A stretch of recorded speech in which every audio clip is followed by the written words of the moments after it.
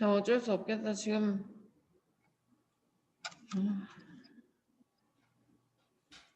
민성아 들어왔어?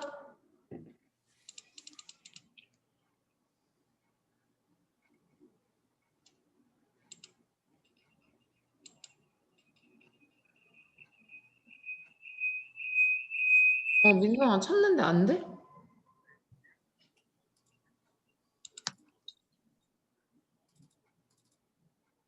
그래서 567-982-7611 비밀번호 1230? 안 된다고?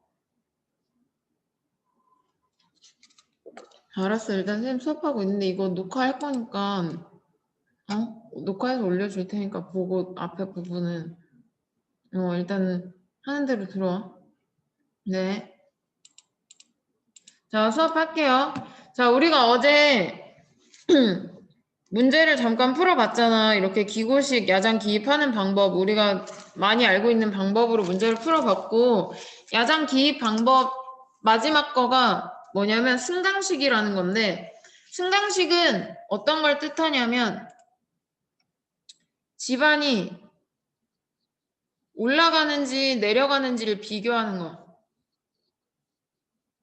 그러니까 얘는 집안이 높아지고 있는지 낮아지고 있는지를 비교해서 집안고를 구하는 게 승강식이에요. 자, 여기에 승자가 무슨 승자일까? 여기에 승자는 올라간다 할 때 승자고 강자는 내려간다, 하강할 때 강자예요. 그래서 그런 의미고, 잠시만 한 명 더 전화해보고.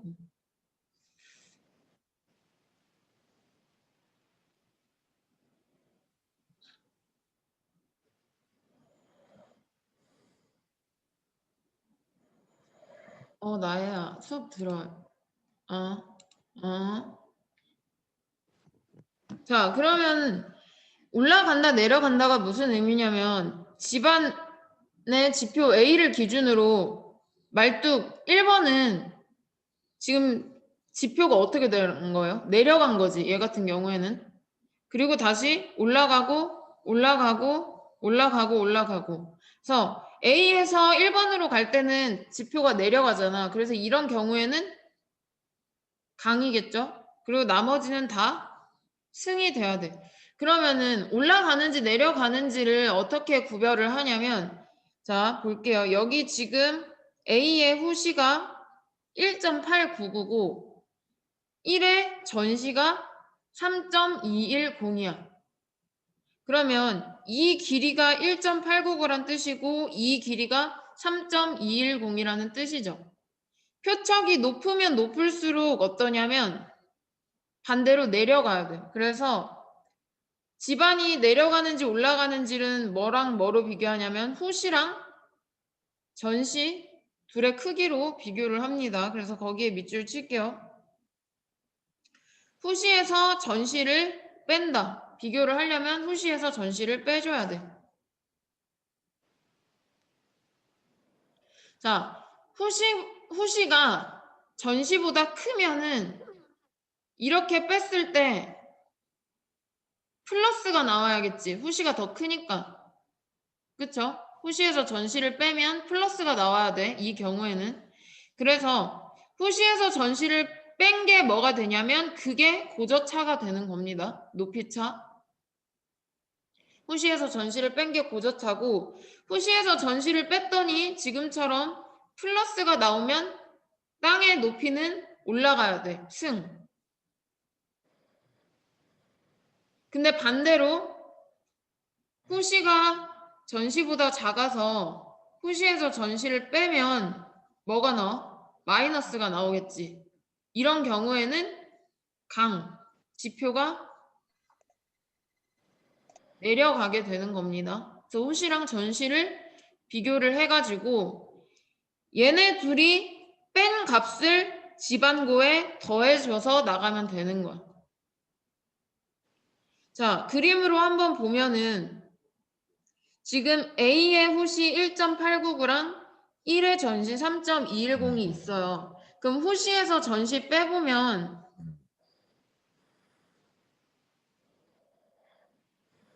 값은 몰라도 일단 부호가 마이너스가 돼야 돼? 플러스가 돼야 돼? 마이너스. 마이너스죠. 이게 더 크니까, 전시가 더 크니까. 그러면 마이너스가 나오면 땅이 올라간다 했어? 내려간다 했어? 내려간다. 내려간다. 강이라고 했죠. 그래서 보니까 A의 지방고가 50인데 이만큼 높이 차이만큼 1번은 지표가 내려가게 되는 거예요. 이런 식으로 비교를 하는 거예요. 자, 그래서 승강식의 특징은 후시에서 전시를 빼서 올라가는지 내려가는지를 보는 거고, 또 승강식을 왜 많이 사용하냐면 얘는 검산이 완전하게 돼. 그래서 어떠냐면 세 개 중에 가장 정밀한 야장 기입 방법이에요. 승강식이.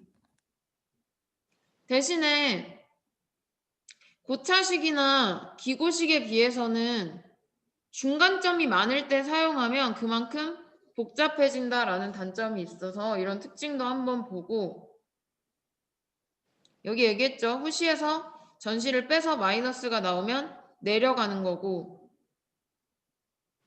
여기도 마찬가지로 뺐더니 마이너스가 나와서 내려가겠죠. 야장 적혀 있는 거를 한번 실제로 확인을 한번 해보고 문제를 풀어볼게.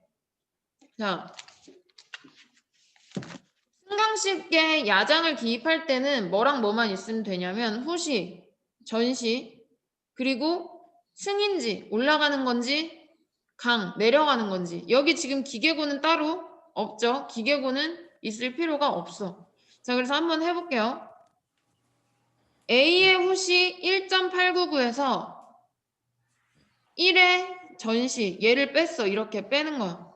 빼면 마이너스 값이고 크기가 1.311이래. 그래서 강에다가 이렇게 써주는 거예요. 그러면 결국에 얘는 그냥 1.311이 아니라 마이너스 1.311이지. 그래서 높이 차이가 A하고 1번의 높이 차이는 이만큼 내려간다는 뜻이야. 그럼 지방구 구할 때 50에다가 마이너스 1.311 해주면 1번에 지방구가 나오겠죠. 이런 식으로 구해가는 거야. 또 누가 자냐? 야!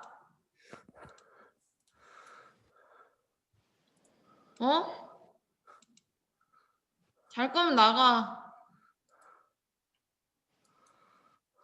자, A의 후시 1.899에서 전시 얘를 또 뺐어. 빼니까 얘도 마찬가지로 전시가 더 커서 마이너스 0.853이 됐어요. 그래서 지방구 50에서 얘를 이렇게 해주는 거야. 근데 여러분 여기서 헷갈리는 게 후시에서 전시를 뺀다고 했잖아. 그래서 2번 같은 경우 보니까 지금 후시 이거에다가 이거 빼면 되지 않냐고 헷갈릴 수가 있는데 A의 후시에서 빼야 돼요. 왜 그러냐면 그림을 같이 보는 게 중요해.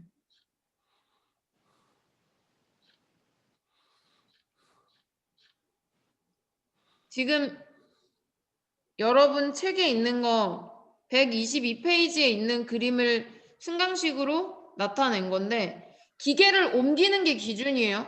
기계를 A에서 말뚝 2번까지 한 번 옮기고 또 2번에서 4번까지 한 번 옮기고 4번에서 B까지 측량하고 이렇게 3번 ом기지. 그래서 얘네끼리 같이 보고 얘네끼리 같이 보는 거야.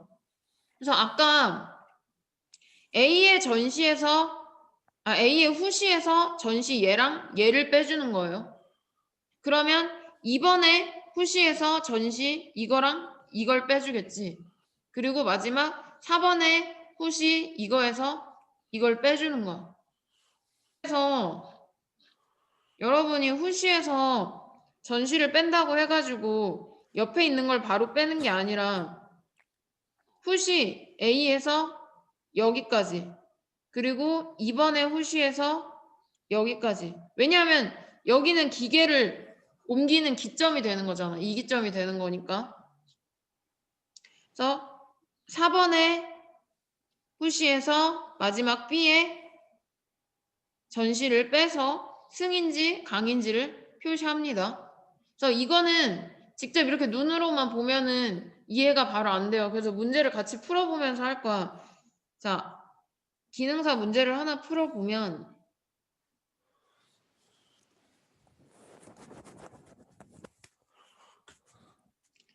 자, 여기 41번 문제를 풀어볼 거예요.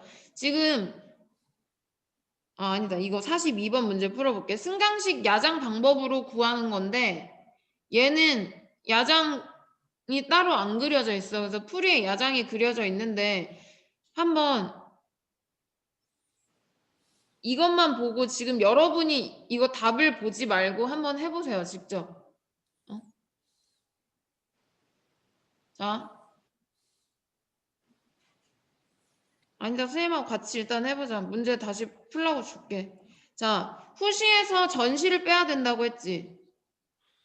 그러면 기계를 언제 옮겼냐? 1에서 2까지 한 번 측정하고 2번에서 4번까지 한 번, 기계 총 2번 옮겼어요. 그러면 후시 2.40에서 전시 0.75를 빼니까 플러스 1.65가 된 거야. 그러니까 1번하고 2번의 높이 차이가 플러스 1.65란 뜻이에요. 높이 차이가. 근데 1번의 지방고가 25야. 그럼 2번의 지방고를 구하고 싶으면 높이차 이만큼 더해주면 되겠지. 그래서 얘는 25랑 1.65랑 더해서 26.65가 된 거예요. 2번의 지방고 높이가. 자, 그럼 2번까지 기계를 끝내고 옮겼잖아. 그러면은 2번의 후시에서 3번의 전시를 빼서 승 1.97 그리고 또 여기서 이거 빼가지고 3.26 자 그러면 이제 얘네 둘 다 지금 집안이 올라가야 되겠지. 어디로부터 올라가냐면 좀 전에 구했던 2번의 지방고 26.65에서 더해서 이만큼 더해서 이렇게 집안이 점점 올라가는 거야 사실은. 근데 집안이 점점 올라가는 건데 기능사 그림이 잘못 그려져 있어. 땅의 모양이 이렇게 되는 게 아니라 사실은 어떻게 돼야 되냐면 이렇게 돼서 점점 집안이 올라가는 거로 그림을 그렸어야 되는데 책이 그 그림은 잘못 그렸고 이런 식으로 호시에서 전시를 빼서 그게 플러스인지 마이너스인지 비교를 해가지고 지방고에 더하거나 아니면 빼거나 해서 집안의 높이를 구할 수 있다. 이게 바로 승강식이에요. 자, 이거는 선생님하고 여러분이 내가 강의를 해준다고 해서 100% 이해가 되는 게 아니야. 말로는 이해가 되겠지만 여러분이 직접 계산을 해봐야 돼요. 그래서 좀 이따 수업 끝나면은 교과서에 있는 내용이랑 선생님이 방금 보여준 계산 문제를 직접 풀어보고 모르는 거, 잘 안 되는 건 질문을 하도록 할게요.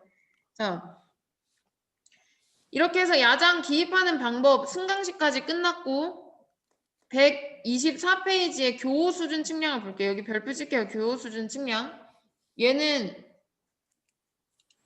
야장 기입 방법 외에도 좀 많이 나올 수 있을 것 같아요. 계산 문제라던가 개념으로 물어보기도 얘는 좋은 문제여서 교호 수준 측량은 나올 것 같고 자 우리가 측량 기능사를 대부분 땄기 때문에 다 기억이 안 나더라도 이건 기억나요? 이 그림? 혹시? 기억나? 네. 기억나지? 자, 수준 측량 종류할 때 잠깐 설명해 줬겠지만 교호 수준 측량에서 호자가 강이나 호수, 물 같은 거라고 했죠. 그래서 이렇게 중간 지점에 물이 있어서 레벨을 세울 수 없는 경우에 사용하는 게 교호 수준 측량이고 그러면 중간에 물이 있어서 세울 수 없으니까 어디에 세우냐면 여기에 밑줄 칠게요. 양쪽 기슭의 측량점으로부터 같은 거리에 떨어진 위치의 레벨을 세운다. 같은 거리, 이건 어제도 잠깐 얘기해 줬는데 자, 여기에 표척을 세울 수가 없으니까 양쪽 기슭에다가 표척을 세우고 레벨을 세우는데 왼쪽에 여기 거리랑 오른쪽에 여기 거리가 어떻게 돼야 된다? 같아야 된다는 얘기예요. 오른쪽에 레벨을 이렇게 멀리 세우고 그러면 오차가 발생하기 때문에 같은 거리로 세우고 그러면 집안을 계산할 때, 집안의 높이를 계산할 때는 어떻게 계산하냐면 여기에 밑줄 칠게요. 각각의 고저차, 높이차를 평균해서 구한다. 평균해서 결국 두 지점의 높이차를 구하는 게 원리예요. 자, 한번 볼게. 점 C에다가 기계를 세웠대. 자, 그림을 보면서 설명할게요. 자, 교호 수준 측량에서 결국 구하고 싶은 건 뭐냐면 우리가 A 지점의 집안의 높이를 알아. 지방고를 알고 있는데 그럼 반대편에 있는 B의 높이가 얼만지를 알고 싶어. 근데 중간에 물속에 들어갈 수가 없잖아요. 그래서 양쪽에다 세우는 건데 A와 B의 높이를 알고 싶으려면 뭐만 알면 돼, 결국에? A하고 B의 높이 차이. 이걸 어떻게든 알아내면 여기 지방고에다가 이거를 더해주면 B의 높이가 나오겠지. 그것만 구해주면 되는 거야. 근데 그걸 어떻게 구하냐? 일단 A에다가 표척을 하나 세우고 B에다가 표척을 하나 세워요. 그리고 집안의 높이를 알고 있는 A점 뒤에다가 기계 C를 세워. 그래서 여기서 A랑 B를 둘 다 한 번씩 보는 거야.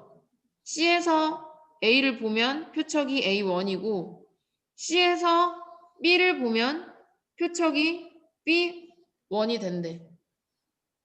자, 그럼 뒤에 거 일단 이거 생각하지 말고 C에다가 놓고 본 것만 볼게요. 자, 그러면 A와 B의 높이차가 이만큼에서 이만큼 B1만큼 빼주면 여기 둘의 높이차가 나오지, 이렇게. 어? 맞아, 아니야.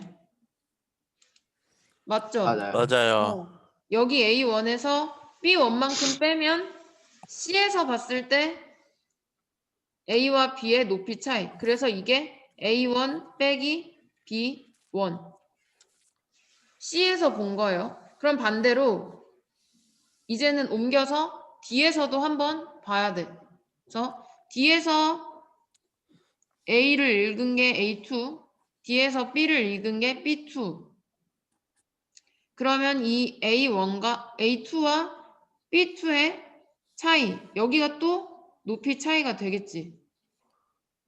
그래서 양쪽에서 높이 차이를 재는 거야. C에서 A1 빼기 B1 높이차 하나 재고 D쪽에서 A2 빼기 B2에서 높이차를 재는데 둘 중에 하나를 쓰기는 그렇잖아. 그래서 얘네 둘을 어떻게 해주는 거예요? 이거를 평균을 내주는 거예요. 여기서 한 거랑 여기서 한 거랑 평균.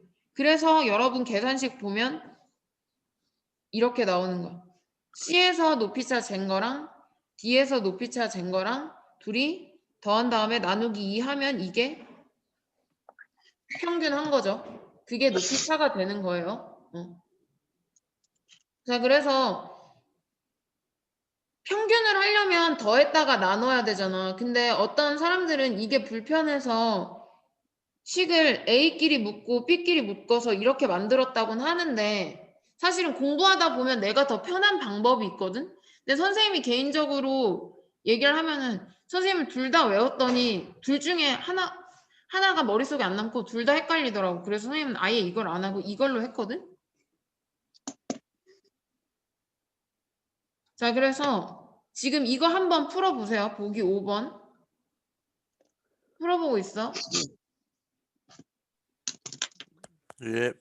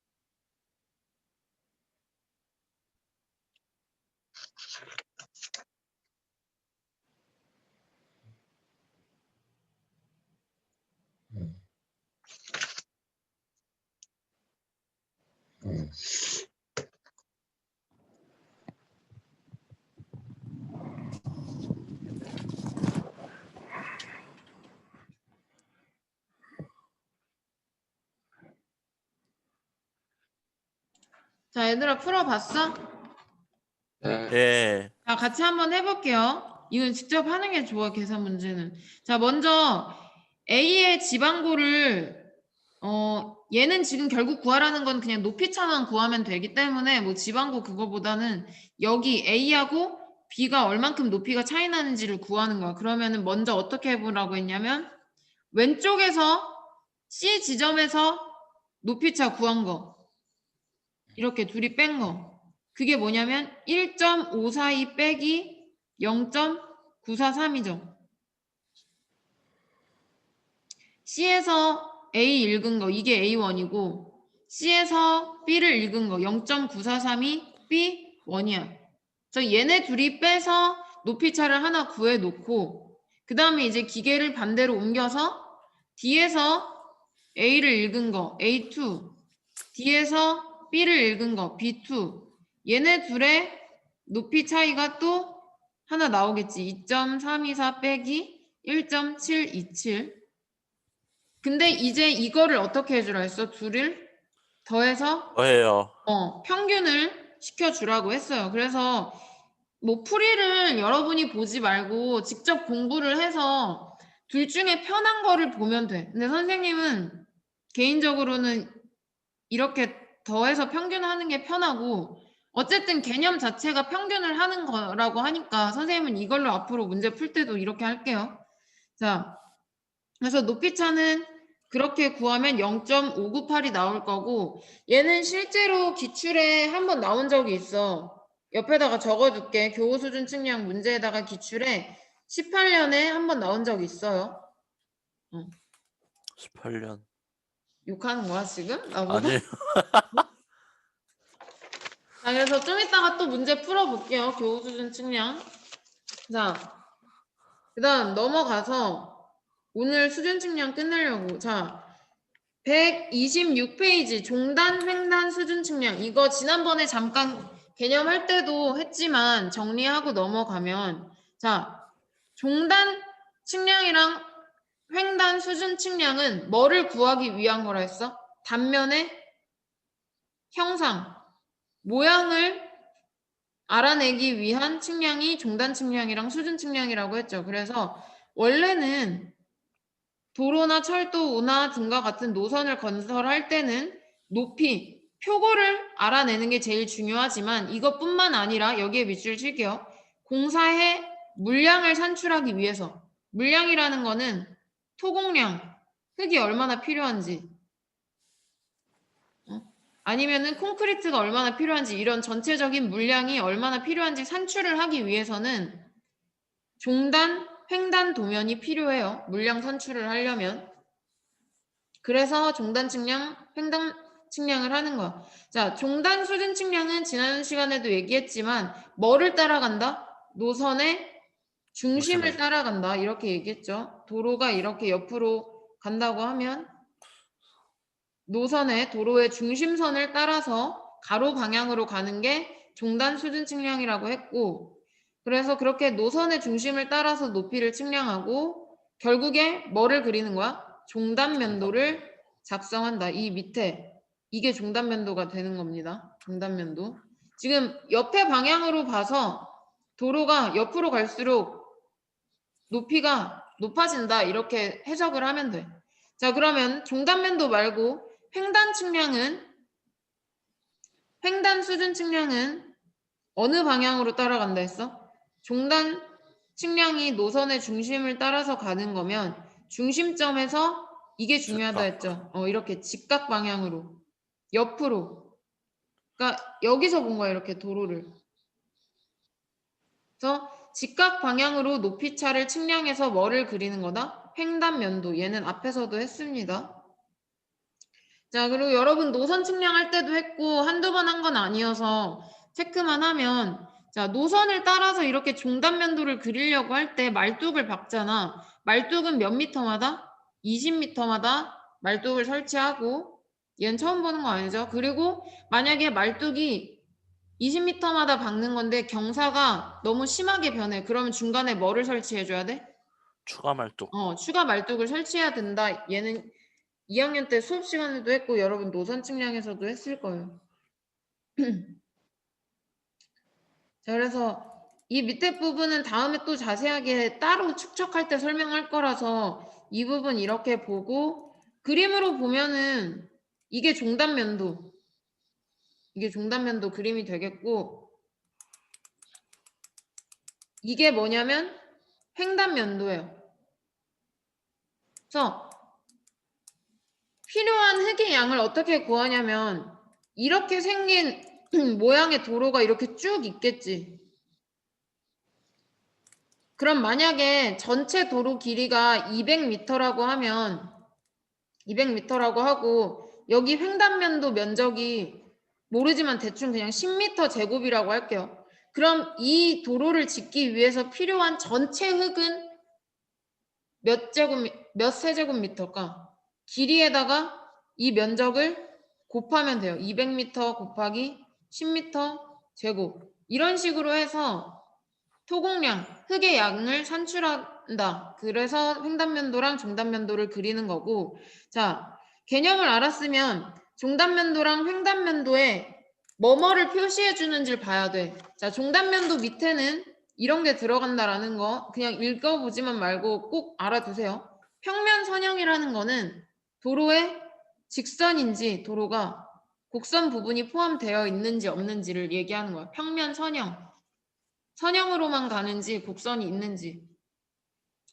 자, 여러분 책에도 표기되어 있겠지만 보면은 이렇게 그림이 그려져 있어. 평면 선형을 나타내는 거예요. 쭉 직선으로 가다가 곡선 부분이 이렇게 아래로 내려가 있으면 얘는 문제에 나오진 않겠지만 그냥 상식적으로 아래로 볼록하면 좌회전하란 뜻이에요. 도로가. 이렇게 가다가 이렇게 간다는 얘기야. 좌회전. 그럼 반대로 위로 볼록하면 도로가 어떻게 되겠어? 우회전. 그러니까 곡선 부분이 길이가 이렇게 다 곡선부에 길이가 주어져 있죠. 여러분 CL 다 알지? 노선 측량할 때 했으니까 CL이 뭐야? 곡선 길이. 곡선 길이. 자, 그래서 종단면도에 표기되어 있는 거는 모양이랑 측점, 뭐 넘버 1, 2, 3 이런 거. 그리고 만약에 추가 말뚝을 세운다고 하면 추가 거리가 몇 미터인지. 그리고 땅의 높이. 자, 이건 실제 땅의 높이고 계획고 혹시 기억나요? 계획고가 뭔지 기억나? 실제 땅의 높이가 이렇게 되어 있고 이거를 뭐 깎든지 흙을 쌓아서 도로를 몇 미터 높이로 만들겠다 계획하는 거. 그러면 그림만 대충 보면 실제 땅의 높이가 이런데 우리가 도로를 이렇게 쌓고 싶어. 이게 실제 땅이고 도로예요. 그러면 여기는 어떻게 해줘야 돼? 흙을 더 쌓아줘야 되지. 그럼 네. 이런 걸 뭐라고 해요? 성토라고 하고 오른쪽엔 이만큼 흙을 깎아야 되겠죠. 그래서 그걸 절토라고 해요. 그래서 얼만큼 절토하고 얼만큼 성토해야 되는지도 나타내고 땅의 경사가 도로가 경사가 얼만큼 되는지 여기는 이 도로 같은 경우에는 중간까지는 경사가 없이 일자로 가다가 여기부터 3% 경사가 있대. 이런 얘기예요. 그래서 경사 이런 거를 종단면도에 나타내고 그럼 횡단면도에는 뭐를 나타내냐면 여기에 밑줄 칠게요. 종단면도의 종축척과 같은 축척으로 한다. 얘는 다음에 축척할 때 설명해 줄게. 일단 밑줄만 쳐놔. 종축척과 같은 축척으로 횡단면도를 나타낼 건데 얘도 뭐를 나타내 주냐면 마찬가지로 측정 번호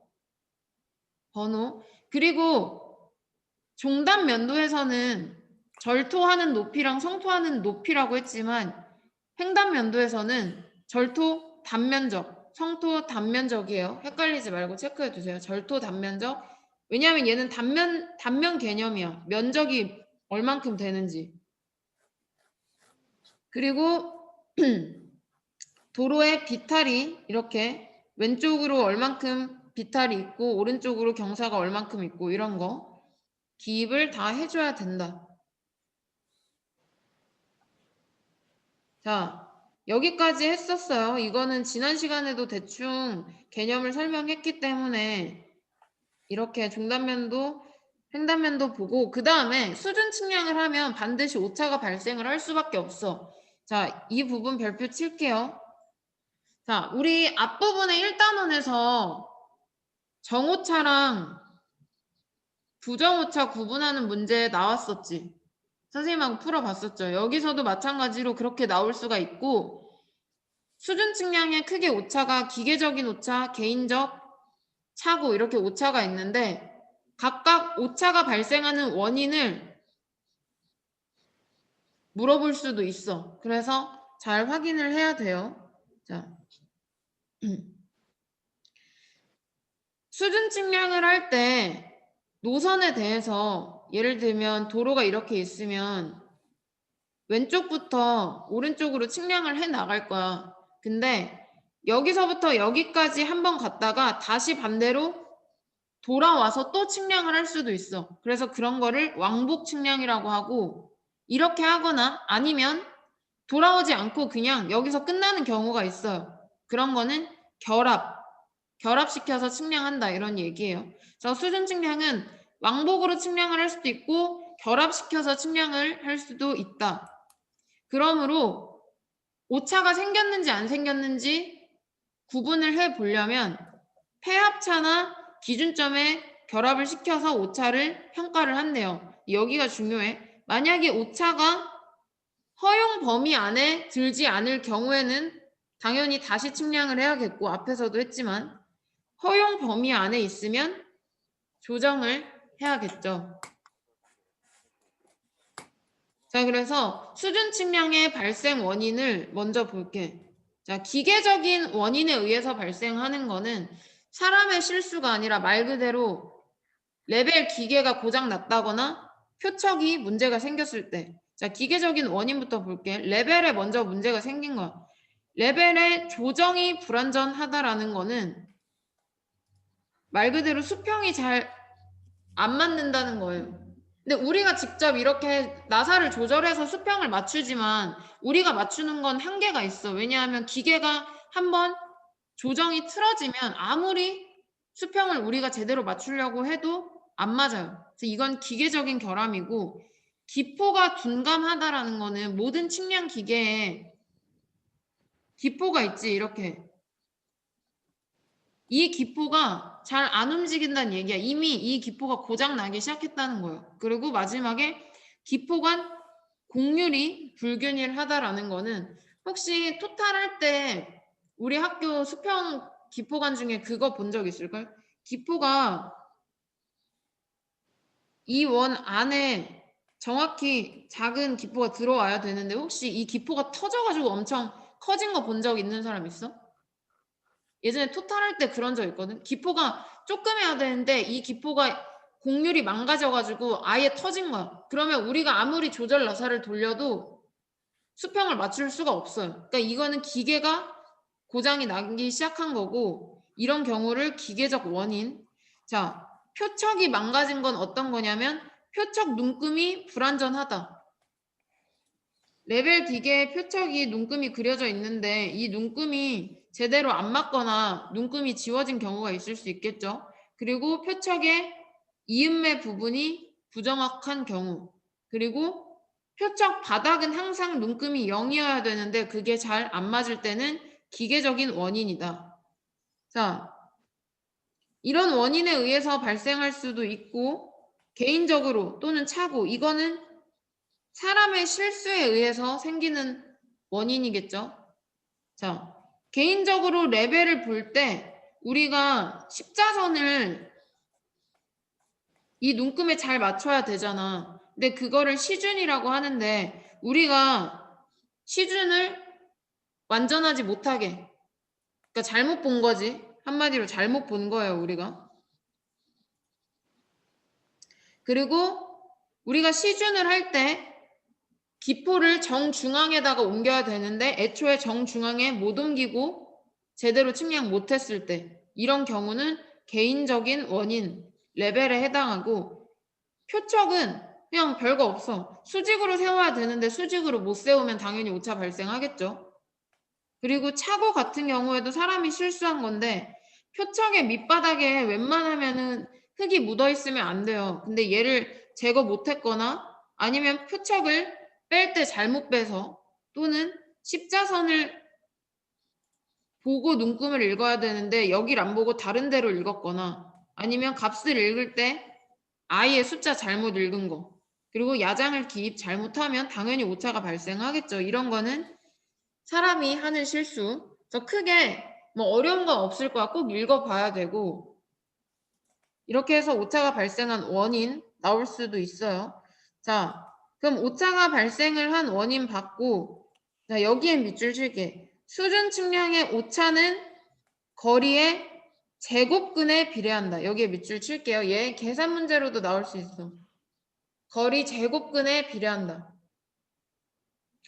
자, 그래서 수준 측량을 등급별로 허용하는 오차가 있어요. 옆에 한 장 넘어가서 128페이지 볼게요. 128페이지. 자, 128페이지 보면 수준 측량에 허용 오차가 있는데 기억나?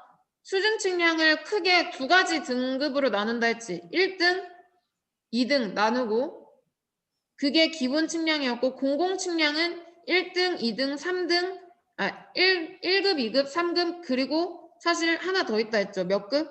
4급까지 있다고 했어. 근데 우리 책에는 4급이 안 나와 있는데 밑에다가 적어두세요. 4급 수준 측량. 4급 수준 측량 적고 옆에다가 이렇게 적어둘게. 20.0 루트 S 이하 그리고 옆에 거는 또 마찬가지로 이렇게 일단 적으세요. 설명해 줄게.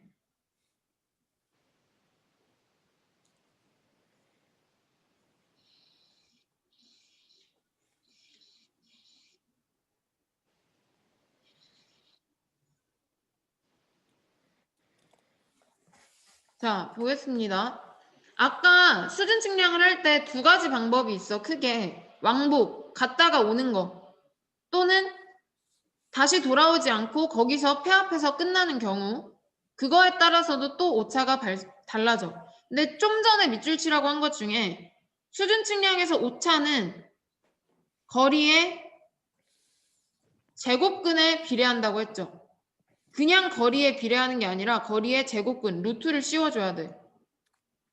자, 상식적으로 거리가 멀어지면 멀어질수록 그러니까 여기서 멀리 가면 갈수록 당연히 오차는 많이 발생하겠죠. 그래서 여러분이 많이 실수하는 게 오차가 그냥 거리에 비례한다고 생각할 수 있지만 거리의 제곱근을 해줘야 된다.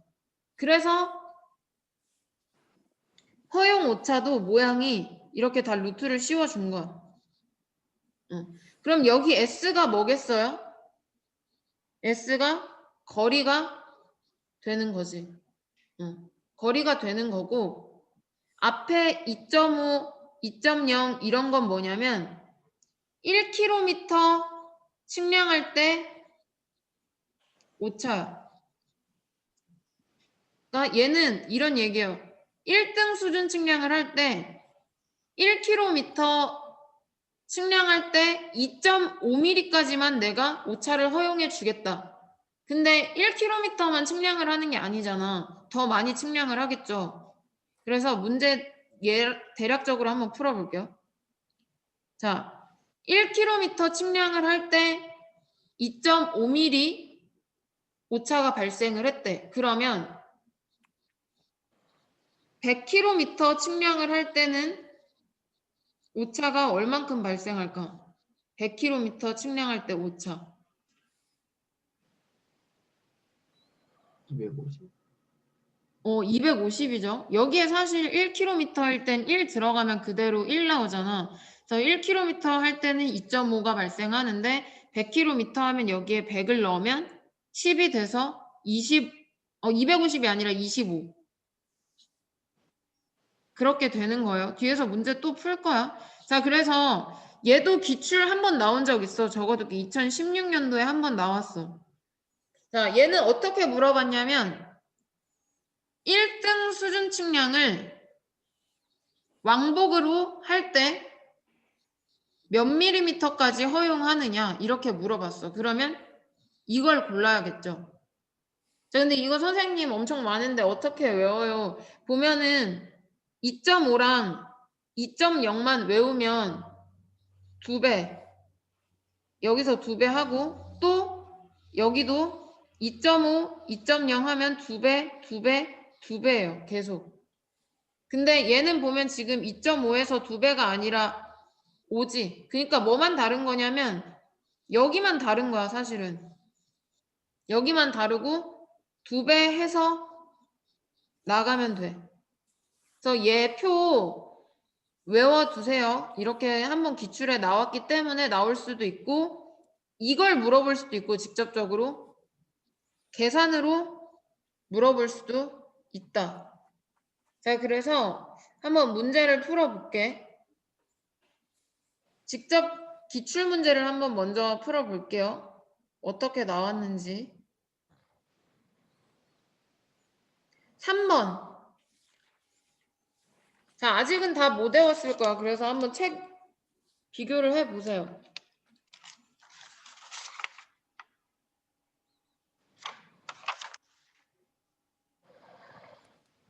쌤, 어? L이랑 S랑 똑같은 거예요? 선생님이 아까 S가 뭐라 했어? 거리라고 했지. 그래서 네. 여기서도 L이 주어진 거야. 이렇게. 거리는 S라고 표현을 한다. 이렇게 문제에 주어졌어요. 사실 꼭 S로 표현하는지 L로 표현하는지는 중요한 게 아니고 그게 뭐를 나타내는지가 중요한 거예요. 그래서 문제 다 공모 문제 같은 경우에는 이렇게 표시를 해줄 거예요. L이 뭔지. 야, 얘는 뭐 계산하는 문제가 아니고 선생님이 아까 바로 그냥 물어보는 거라고 했지. 그래서 뭘 물어봤어? 기본 수준 측량에서 1등 수준 측량을 할 때 그 중에서도 왕복으로 몇 번이에요? 답은? 4번. 4번. 근데 이거는 선생님이 앞으로는 이렇게 나올 확률은 적을 것 같아요. 왜냐하면 이거는 16년도라는 거는 시작한 지 얼마 안 돼서 진짜 직관적으로 밖에 물어볼 수가 없어. 근데 만약에 이제 나온다고 하면은 이 부분에서 나온다 하면 계산 문제가 나올 수 있는 확률이 높을 것 같아서 계산 문제를 한번 풀어볼게요.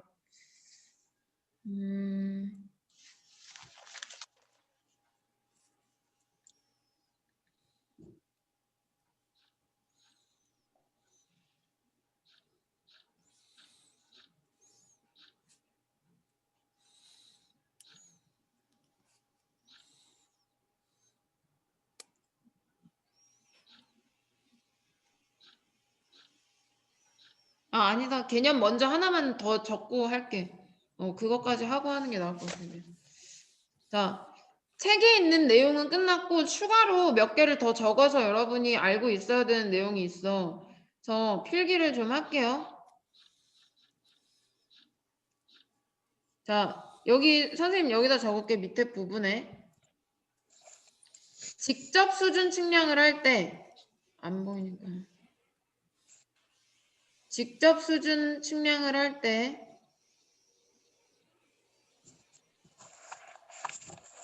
오차와 경중률. 자, 그냥 수준 측량 아니고 직접이에요. 이거 꼭 잘 적어놔야 돼. 직접 수준 측량을 할 때 발생하는 오차랑 경중률. 자, 좀 전에 했던 거. 직접 수준 측량에서 발생하는 오차는 거리에 어떻게 비례한다 했어? 거리에 제곱근의 제곱근 루트예요. 제곱근에 비례한다.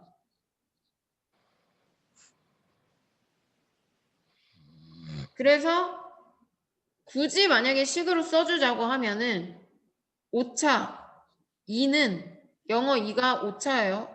오차는 플러스 마이너스 부호 k의 루트 l이다. 위에 있는 형식이랑 똑같아. 근데 여기서 k가 뭘 나타내는 거냐면 아까 얘기했지만 1km 측량 시 오차. 1km 측량할 때 오차고 대문자 L은 노선 거리. 그리고 대문자 2는 그럼 뭐겠어? 전체 오차가 되겠죠.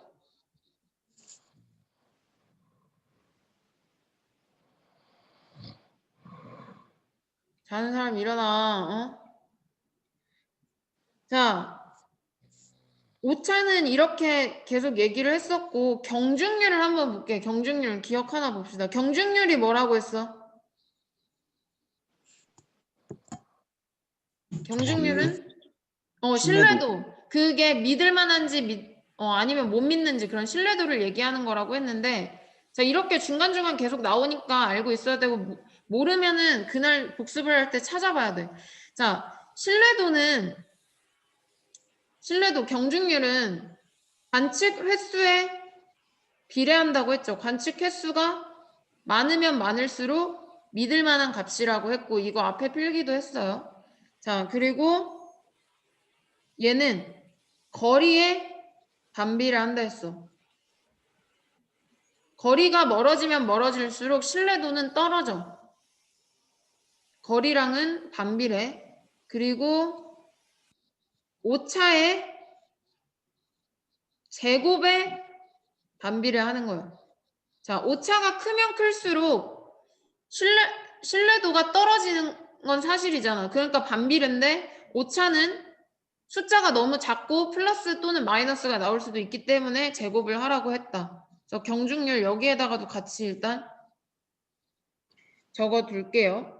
자, 그러면 직접 수준 측량 오차와 경중률에서 나올 수 있는 문제가 계산 문제 이거. 지금 이거랑 같은 이거 하나랑 마지막 4번에 이걸 적어둘게. 우리 한번 문제를 풀었었는데 그림만 그려둘게요. 그림 그려두면 알 수 있으니까 여기 P, A, B, C. 혹시 이거 그림 기억나나?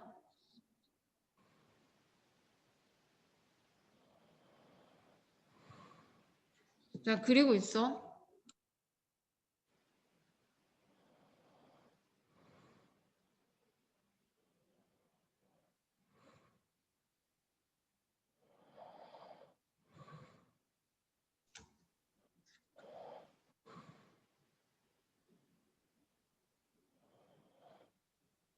자, 이 그림 혹시 기억나? 수업했던 거 우리?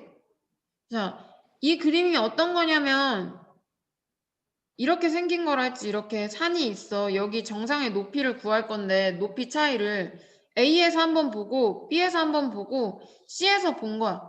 근데 거리가 각각 다 어때요? A에서 P까지 거리가 다 달라. 그러면 거리가 다르면 당연히 관측한 값이 다르겠지. 근데 경중률을 보니까 거리에 반비례 한다고 했어. 그래서 여기에다가 적어 둘게요. 경중률은 P1, P2, P3는 거리에 반비례한다. 이거 좀 이따 계산 문제 풀 거야. 이렇게 적어두고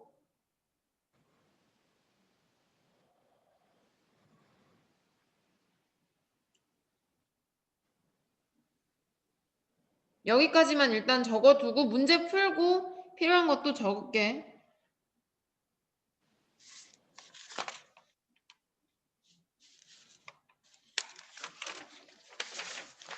자, 하나만 더 필기하고 문제 풀고 오늘은 측량은 마무리할게요. 넘겨도 돼, 이거? 네. 네. 자, 129페이지 넘어가서 필기해둘 거. 자, 레벨을 실습할 때 표척을 세우는데 여러분 수업 시간에도 했겠지만 표척 세울 때 주의사항이 있어요. 몇 개 적어둘게요. 자, 첫 번째. 당연히 표척은 이렇게 기울이면 안 되고 수직 방향, 연직 방향으로 세운다.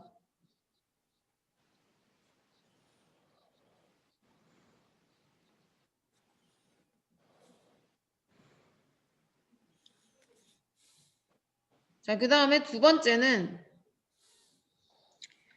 눈금을 읽을 때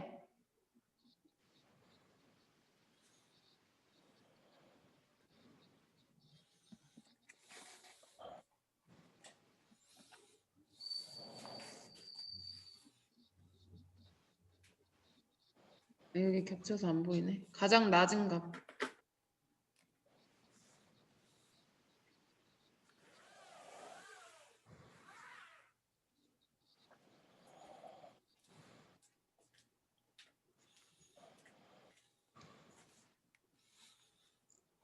자, 표척을 이렇게 앞으로 또는 뒤로 움직여 봐서 가장 낮을 때 값을 읽으래요. 그래서 중요한 건 여기서 높은 거 말고 낮은 숫자를 읽어야 돼. 가장 낮은 값. 자, 그 다음에 표척 세울 때 주의사항 선생님 자리 없어서 옆에다 쓸게요. 세 번째는 집안이 튼튼해야겠지. 그래서 연약 집안을 조심해야 된다. 여러분 나중에 토목 일반 하다 보면은 시공할 때 집안 종류도 좀 배울 거야. 근데 거기에 집안의 종류가 여러 가지가 있는데 연약 집안이라고 해서 말 그대로 집안에 지금 현재 수분이 너무 많아서 무너지기 쉬운 상태를 연약 집안이라고 해요. 자, 네 번째는 아까 표척 밑바닥에 흙이 묻어 있으면 안 된다고 했지. 그래서 표척의 밑바닥에 흙 먼지가 있으면 오차가 발생할 수 있으니까 이걸 주의해야 된다. 그래서 표척 세우고 읽을 때 주의사항.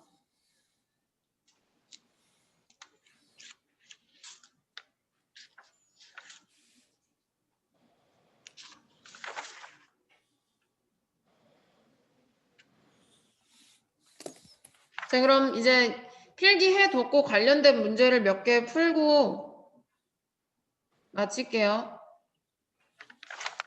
자, 먼저 이거 관련된 문제부터 풀어볼게. 오차는 거리의 제곱근에 비례한다 했던 거. 네.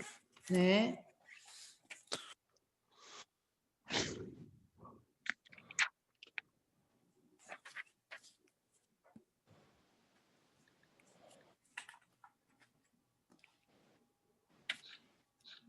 자, 62번 같이 한번 풀어볼게요, 먼저.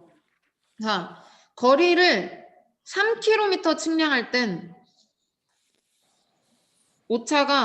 허용 오차가 20mm래. 그러니까 3km 측량할 때는 20mm까지만 봐주겠다라는 거고, 같은 정확도, 이런 말이 중요해. 같은 정확도로 거리를 4km 측량한다고 하면은 오차는 어디까지 허용을 해줄 수 있겠냐, 이런 얘기예요. 근데 오차가 뭐에 비례한다 했어요? 거리에 제곱근에 비례한다고 했죠.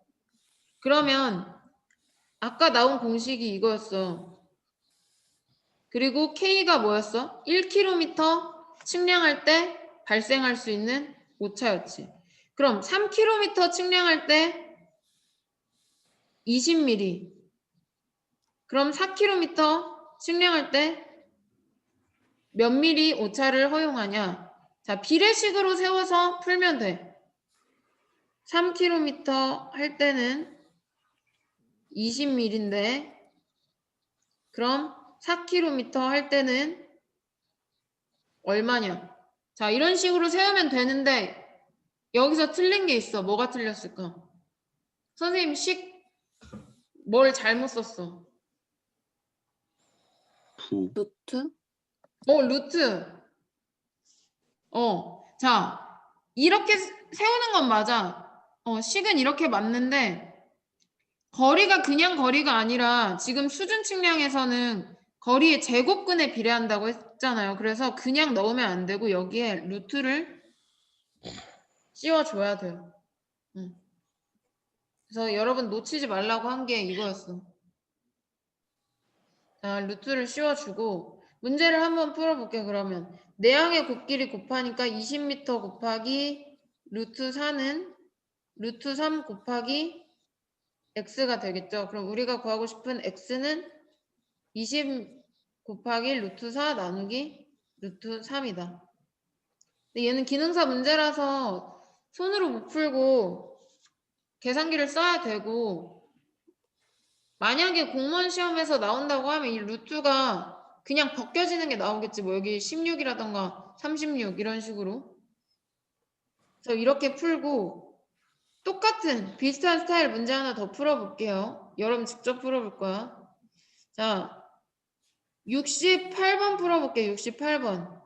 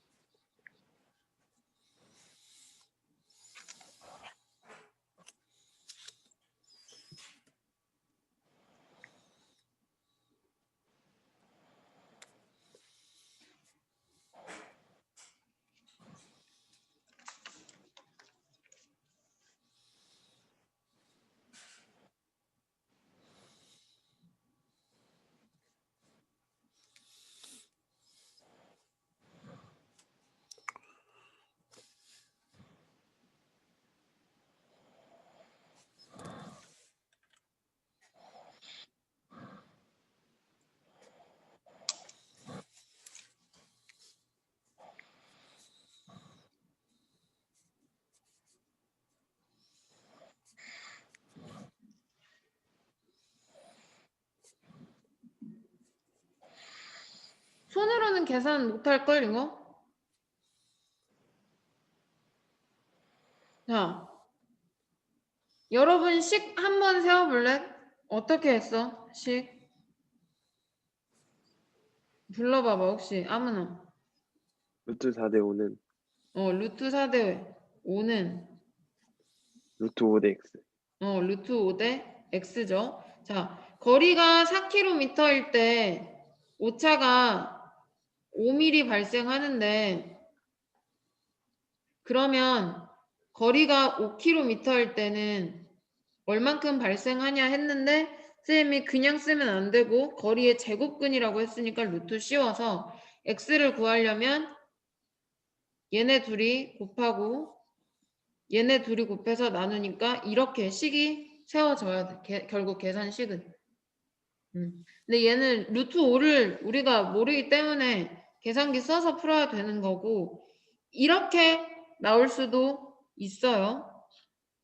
그래서 거리의 제곱근에 비례한다고 했고 자, 또 계산 문제 하나 풀어볼게요. 이제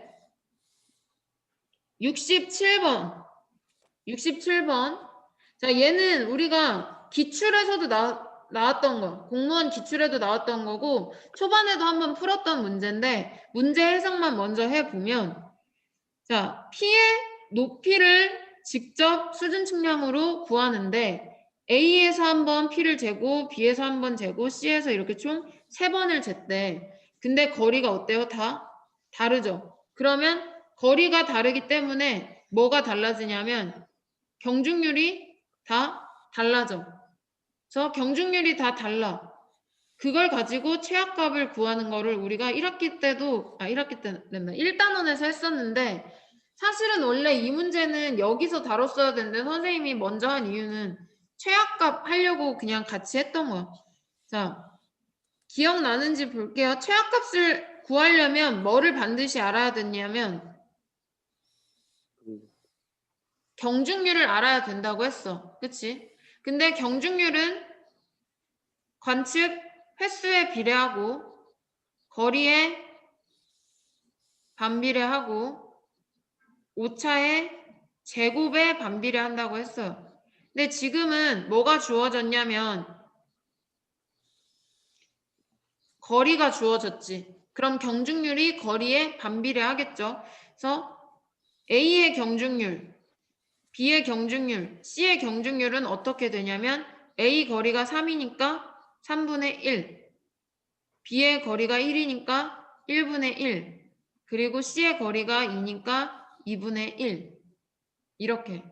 그럼 얘를 그대로 갖다 써도 되지만 자연수로 바꾸는 게 편해. 여러분 계산할 때는. 그러면은 분수를 자연수로 바꾸려면 여기 세 개에다가 다 뭐를 곱하면은 밑에 이 분모가 없어질까? 6. 6을 곱하면 되겠죠. 그래서 곱해서 보면 2대 6대 3 이게 경중률이야.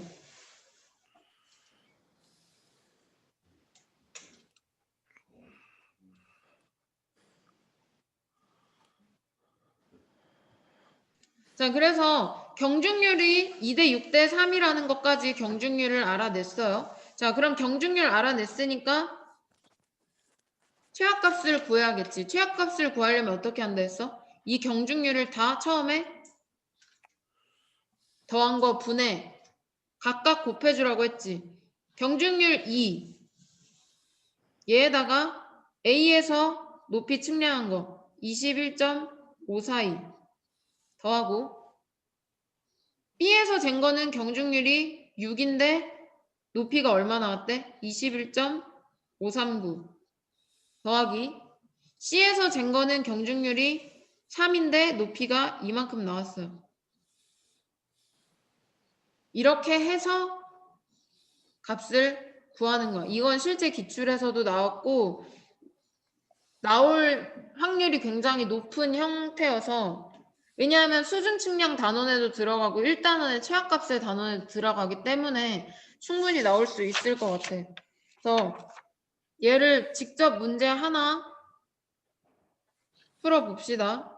69번 풀어볼게요. 69번. 69번.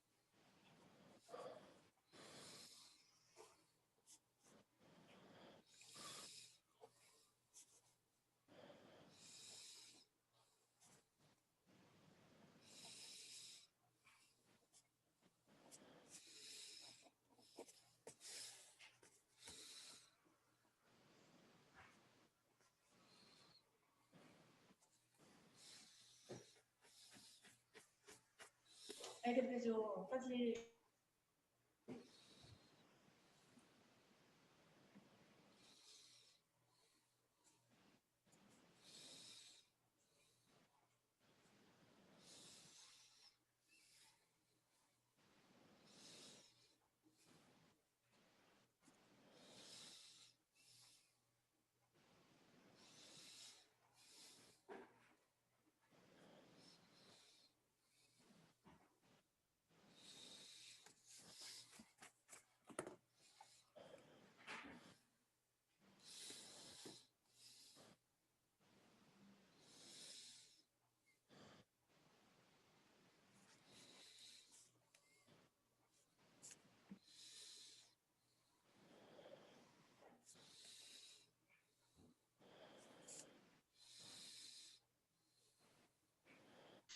자, 한번 문제 풀어볼게요. 자, 첫 번째 문제 풀려면은 뭐부터 구해야 된다? 경중률부터 구해야 된다고 했어.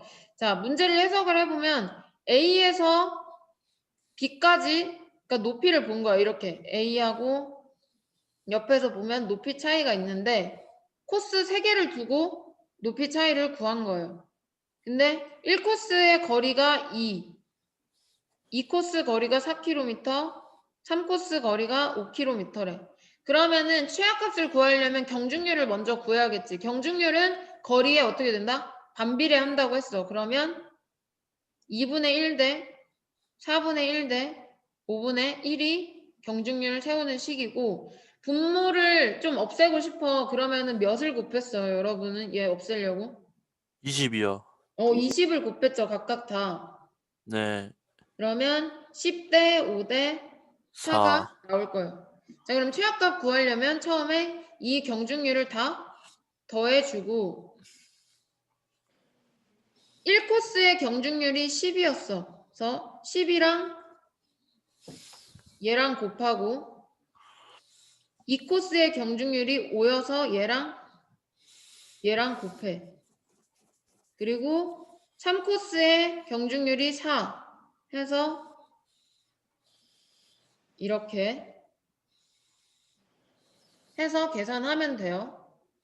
자, 이것도 수준 측량 문제고, 자, 우리 교호 수준 측량 아까 책에 나와 있던 거 2개만 풀고 오늘 끝낼게요. 56번. 이거 교호 수준 측량 문제야. 자, 한번 풀어볼게요. 교호 수준 측량.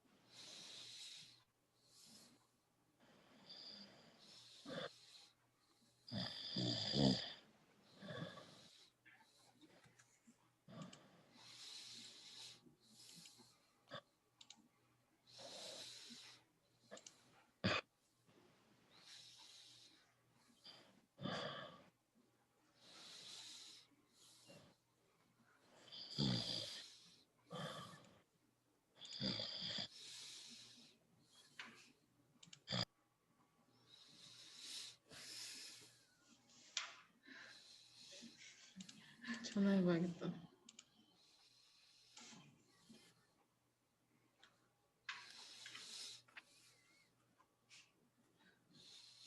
너 자?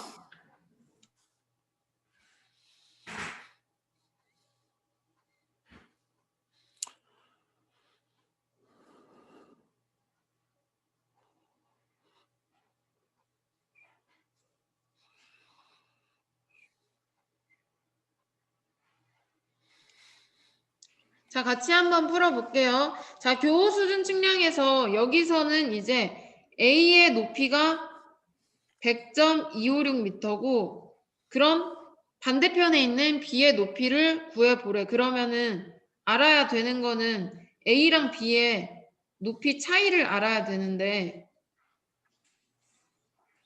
여기 가운데를 지나갈 수가 없으니까 끝에다가 놓고 읽는다고 했죠. 자, 두 번을 읽어야 돼. 첫 번째, A에다가 놓고 여기 읽은 거 하나, 이거랑 B 쪽에 있는 거, 이거. 얘네 둘이 어떻게 한다? 빼고 반대로 기계를 B로 옮겨서 두 개를 읽어. C랑 D. 얘네 둘이 뺀 거를 어떻게 해준다? 더해준다. 평균, 더해서 나누는 평균 하라 했죠. 그럼 그대로 네. 그냥 넣으면 A가 1.876 빼기 B 1.246 더하기 C 0.746 빼기 D 0.076이에요. 이게 표고차야. 그러면은 계산해보면 표고차가 0.65 나온대. 플러스 0.65. 그러니까 무슨 얘기냐면 A보다 B가 사실은 0.65 높단 얘기야. 그림을 낚이게 그려놨지만. 그래서 B의 높이를 구할 때는 여기다가 0.65 더해서 100.906이 B의 지방고 높이가 되는 겁니다. 자, 오늘 이렇게 해서 우리가 수준 측량 수준 측량 단원은 끝났어요. 그리고 다음 주에 선생님하고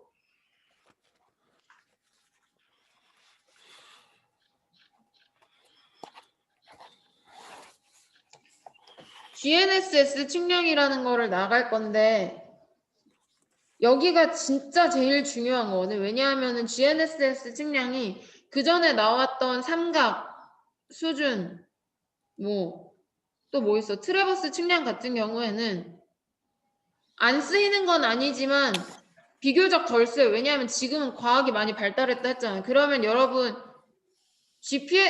GNSS가 뭐랑 같은 거라고 보시면 되냐면 여러분 GPS 있죠? 내비게이션을 쓰는 거나 뭐 핸드폰, 스마트폰 지도 쓸 때 GPS 쓰죠. 그러면 여러분 공무원 시험 문제도 흐름을 많이 따라가. 지금 현재가 이거랑 제일 가까우니까 여기에 관련된 문제가 많이 나와. 근데 선생님도 얘를 공부할 때 많이 어렵더라고. 쉽지가 않아. 이게 무슨 말인지 잘 모르거든, 너희가. 왜냐하면 GPS를 써보기만 했지 원리가 어떻게 돌아가는지를 잘 모르잖아. 얘를 공부하다 보면은 측량이라기보단 약간 과학이라고 생각 들 수가 있어요.